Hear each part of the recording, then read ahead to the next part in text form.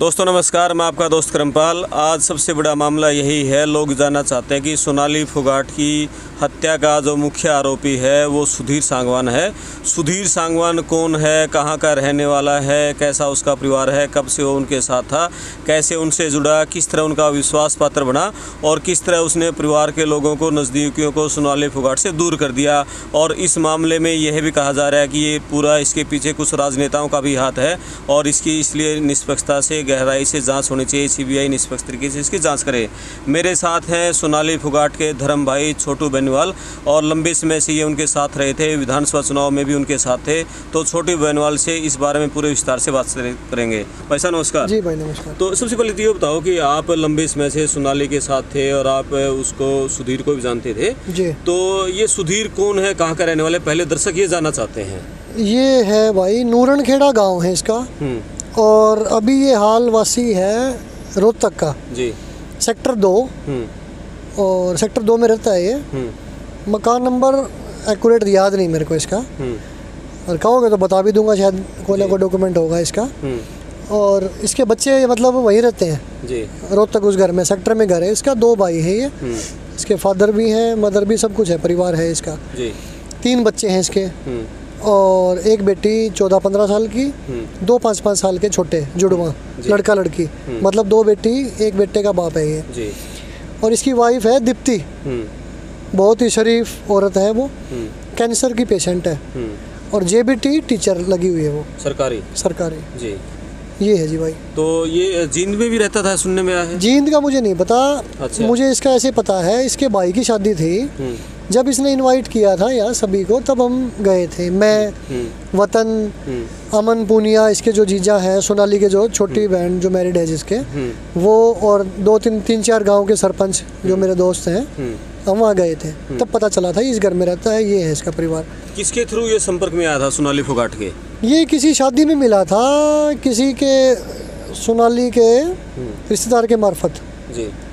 तो मतलब बीच में मीडिएटर कोई नहीं है इसका, क्यों ऐसे चालू आदमी का मीडिएटर की जरूरत नहीं होती जी। वो तो खुद ही नौकर बन के, भिखारी बन के ही पहुंच जाता है। यूँ था कि शादी में मिला था ये, तो सुनने में आया था। विश्वास पत्र कैसे बन गया? आप भी उनके साथ थे, विधानसभा चुनाव जो आदमपुर से लड़ा, आप लगातार उनके साथ रहे सोनाली के साथ, और ये भी विधानसभा चुनाव के समय से जुड़ा था उनके साथ। तो कैसे विश्वास पत्र बनाया और तुम घर के लोगों को दूर कर दिया उनसे? विश्वास पत्र तो जी, चापलूस आदमी जल्दी बन जाते हैं विश्वास पत्र, और ईमानदारी को टाइम लगता है, और ईमानदारी के बीच में ब्रेकर आते हैं, खड्डे आते हैं। चापलूसी के बीच में कुछ नहीं आता, डायरेक्ट जाती है वो दिल तक। ये हुआ इसके साथ। जैसे इलेक्शन था, इलेक्शन के दौरान 24-24 घंटे मैं साथ रहता था, यानी ये भी सो जाता था। सोनाली चलो कैंडिडेट थी, वो तो उसको नींद आएगी कैसे, चलते चलते 2 मिनट सो ली, 5 मिनट, मैं 24 घंटे का साथी था। तो हम साथ रहते थे। तो ये हुआ, जो परिवार वाले जो लोग थे ना, वो भी सोनाली पे विश्वास करते थे, पूरा अनजान था, सारी बातें थी। इसने सबको दूर किया, और दूर करने का तरीका क्या था, जैसे कोई आजकल ये टेक्नोलॉजी का युग है, कहीं भी भाई के पास भी जाएंगे ना तो फ़ोन करके जाते हैं, भाई घर है क्या, आ रहा था मैं, तो हर कोई फ़ोन करके आता है। इसके भाई रहता था बुत्थन, वतन, रिंकू, 2 भाई हैं मैडम के, और बाकी फोगाट फैमिली यहाँ है, इसा रहती है। तो वो भी फ़ोन करते थे, इसके सगे भाई भी वेटिंग में रहते थे, वेटिंग में रहने लगे लास्ट में। और पहले इसका दूर करने का तरीका क्या था, कोई भी आदमी फ़ोन करता तो एक किसी की बात नहीं करवाता था, और हर कोई फ़ोन करता था सोनाली के फ़ोन पे। सोनाली का फ़ोन रखता था उसका पीए, ये गंजा, तो फ़ोन उठा के, भाई मैडम तो बिज़ी है, वो बिल्कुल खाली बैठी हो, अखबार पढ़ रही हो, टीवी देख रही हो, तो अभी बिज़ी कह के काट देना, मैडम बिज़ी है, बाद में बात करवाऊँगा मैं, बार बार में फ़ोन मत करो। कोई भी आदमी है, इज्जतदार आदमी है, रिश्तेदार है, तो बार बार में फ़ोन नहीं करता ये बात कहने के बाद, और उसकी कॉल लॉग में से डिलीट कर देता उसके नंबर जी। भाई किसका फ़ोन आया, पता ना चले जी। तो जब वो व्यक्ति 2 दिन बाद, 5 दिन बाद मिलता तो कहता आपने बात नहीं करी, मैंने फ़ोन किया था, सुधीर ने फ़ोन उठाया, सुधीर ने बात नहीं करवाई। तो वो कहती भाई मेरे पास ये फ़ोन है यार, मैं डिटेल में देखती हूँ कब फ़ोन किया तूने, झूठ बोल रहा है तू। वो देखती तो फ़ोन कॉल लॉग में होता नहीं वो, तो झूठा कौन बना, जो शिकायत कर रहा शिकायत कर रहा है। है। सच्चा कौन बना? सुधीर। तो ऐसे ऐसे ऐसे ऐसे कर करके और सुधीर ने क्या गेम बनाया, पहले बोला मैडम ये सभी ना मुझसे चिढ़ते हैं और ये मेरी शिकायत भी करेंगे, आप मानना मत, मेरे से बात करना आप, ये वो। मतलब इतना मीठा बन के बिल्कुल दिल में उतर गया। बहुत अच्छा वर्कर है ये तो, पीए मेरा पक्का चेला बन गया ये। तो सोनाली को ये नहीं पता था ये चेला नहीं है, ये मतलब दुश्मन है। दुश्मन है। हाँ जी, तो हाँ अभी जी। जैसे वो गई थी वहाँ पर गोवा, तो ये बता दे वो घर से तो चंडीगढ़ के लिए गई थी, गोवा गई फिर? नहीं, चंडीगढ़ अभी लेटेस्ट बात का मुझे नहीं पता भाई, वो चंडीगढ़ की कह के गई थी या गोवा ही कह के गई थी। पर अभी जैसे उसके भाई से बात हुई, भाई अपना वतन, बोला भाई गोवा ही कह के गई थी, गोवा शूटिंग पे जा रहे हैं। हाँ। तो वो चले गए और वहाँ उसने ये काम कर दिया। अच्छा, ये जो पूरी घटना हुई है आदमपुर उपचुनाव से एकदम पहले हुई है, हाँ जी। और कुछ नेताओं ने ये कहा है कि इसमें कुछ भाई सियासतदानों का भी आता है, इस पे क्या कहना चाहोगे? सियासतदान जैसे किसको कहेंगे? जैसे कि इसमें एक तो गोपाल कांडा नाम उसला की वो सुखविंदर के साथ रहा है। ठीक है जी। सुखविंदर उनका नज़दीकी रहा है। ठीक है जी। गोपाल कांडा जी का इसमें 99.9% नहीं 100% ही कोई रोल नहीं है। क्यों नहीं है? सिर्फ सुखविंदर की फ़ोटो उनके साथ आने से गोपाल कांडा जी का नाम आ रहा है। और फ़ोटो तो आजकल टेक्नोलॉजी का युग है, सेल्फी तो हर कोई लेते हैं। कोई बढ़िया बच्चा मिल जाए, गधा घोड़ा कोई भी मिल जाए, सभी सेल्फी लेते हैं। तो सेल्फी आने से यूँ थोड़ी है उसका बेटा बन गया या फिर रिश्तेदार बन गया। तो और कांडा जी की कॉम्पिटिटर नहीं थी ये, उनके हल्के से कोई दावेदारी नहीं थी या फिर ना उनकी कोई दुश्मनी थी। तो वो क्यों करवाएंगे? उनको क्या फ़ायदा होना है इस बात से? अभी नवीन जय हिंद थे, वो ये कह रहे थे ये राजनीतिक हत्या, राजनीतिक षड्यंत्र के तहत की गई आदमपुर उपचुनाव से पहले। तो क्या आपको क्या लगता है कि ये जो सुधीर सांगवान है, इसके पीछे भी कोई ताकत है या इसने खुद नहीं किया इसकी संपत्ति हड़पने के लिए? ये बात है सुधीर के अंदर। अगर गोवा सरकार, गोवा पुलिस, हरियाणा सरकार पूछना चाहेगी तो 2 मिनट में जैसे कोई उल्टी करता है ना, वैसे आ जाएगी सारी बातें बाहर, अगर पूछना चाहेगी तो।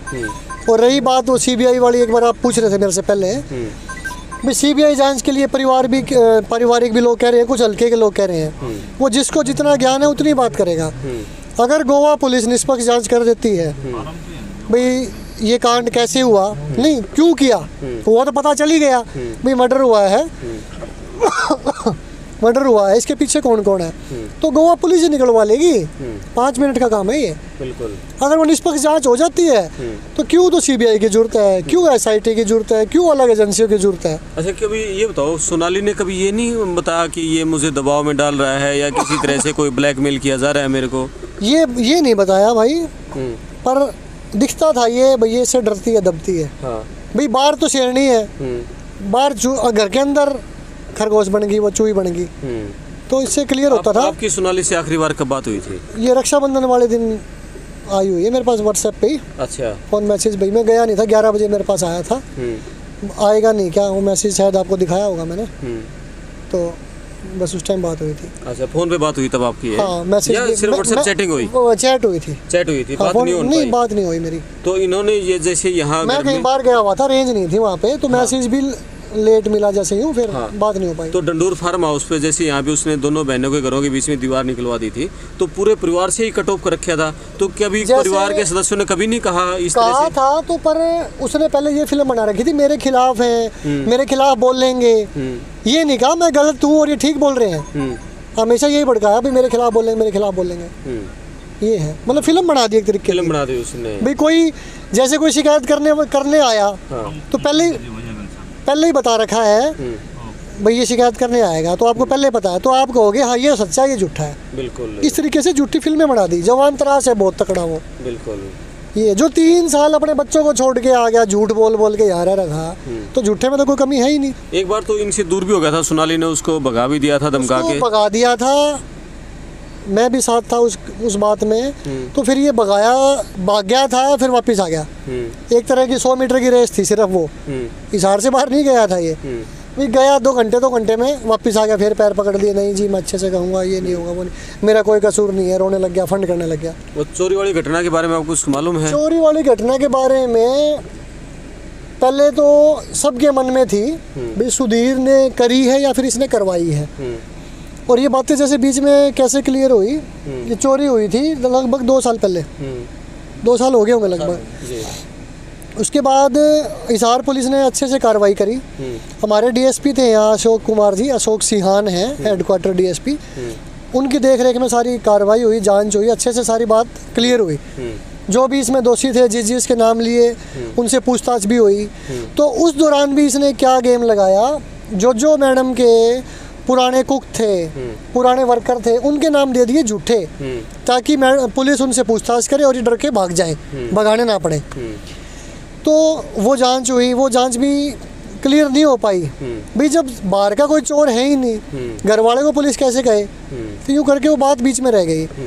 तो उसके बाद जब मैंने, क्यों मेरे को हमेशा अंदर टीस थी और है, भाई मैं पूछूं कि चोरी किसने करी, कैसे हुई, क्लियर तो हो भी चोर है वो, पर वो दूसरे देश भाग गया, नहीं मिल पाएगा, पता तो चले। तो बोली, सोनाली ने कहा छोटू कैसे होगा बता भाई। मैं बोला जी जो फिंगरप्रिंट जो गए हुए हैं ना, आजकल सब कुछ फिंगरप्रिंट से चलता है, फिंगरप्रिंट की रिपोर्ट ले लो, आधार से कनेक्टेड चोर का पता चल जाएगा, या फिर पुलिस के पास और कई मायने होते हैं पकड़ने के। फिर इसने क्या कहा मुझे, ये वही था, बोले फिंगरप्रिंट तो 5-5 साल नहीं आते छोटू, ऐसे नहीं आते भाई, बहुत लंबी कहानी होती है। फिर मैं बोला सुधीर तेरे के दर्द है, अगर मैडम सीएम साहब से बात करे, डीजीपी साहब से बात करे, एसपी साहब से बात करे और कहे मेरे फिंगरप्रिंट मंगवाओ, तो तेरे को क्या तकलीफ है। बोला नहीं मुझे पता है, कोई फ़ायदा नहीं बात करने का। यूँ कह के 2 बार बातें हुई हमारी, दोनों बार बातें दबवा दी उसने। तो क्या आपने कभी इस तरह से, आप ये देख रहे थे कि वो पूरा अपने कब्जे में किए हुए हैं, और उसके बाद आपने कभी इसको सुधीर को नहीं भगाया? नहीं, चोरी वाली बताता हूँ मैं। चोरी वाली बात जब जिस दिन मर्डर हुआ मैडम का, सोनाली का, उस दिन रात को फ़ोन आया था इसके जीजे के पास, मतलब सोनाली ने अपने जीजा जी के पास फ़ोन किया, अपनी बहन से बात करी और उससे पूछा भी क्या था, कैसे था। तो वो कह रही थी बहन मुझे कुछ घबराहट हो रही है और मेरा शरीर काम करना छोड़ रहा है, हाथ कभी हाथ छोड़ रहे हैं, कभी पैर, ऐसा लग रहा है मुझे किसी ने कुछ खिला दिया। तो वो बोली क्या खिलाया है, बोला पता तो नहीं चल रहा। और बोला एक बात मुझे पता चल गई, क्लियर होगी अपनी चोरी वाली। तो थोड़ी सी खुशी की लहर होती है, भी चोरी का पता चल गया, होता है मन में कौन है। तो उसने पूछा अमन ने, भाई कौन है मुझे बता दूं। बोली पता चल गया और यही है अपने में ही, और मैं इशारा के बताती हूँ, ठीक है, और ये बात किसी को बताइयो ना।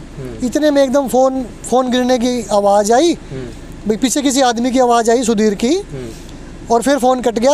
उसके बाद बात नहीं हो पाई, फ़ोन बंद कर दिया, बात ही नहीं हो पाई। हाँ, वो बात वो सुधीर को पता थी, सुधीर को तो पता ही है, और सोनाली के साथ ही चली गई वो बात, सोनाली के साथ ही चली गई, ये है बात भाई। बिल्कुल, ये हमारे साथ थे छोटू बेनीवाल और उनके धर्म भाई थे सोनाली फोगाट के। काफ़ी बातें इन्होंने बताई हैं, और सबसे बड़ी बात लोग जानना चाह रहे थे कि सुधीर कौन है और वो कहाँ का रहने वाला है, परिवार कहाँ रहता है, काफ़ी उनके बारे में बता दिया है, किस तरह से वो उनके साथ जुड़े विधानसभा चुनाव के दौरान, और पूरे परिवार को उनसे अलग कर दिया, एक मनमुटाव पूरे परिवार में पैदा कर दिया। मैं आपका दोस्त करमपाल, आप वीडियो को शेयर करें, चैनल सब्सक्राइब करें, धन्यवाद।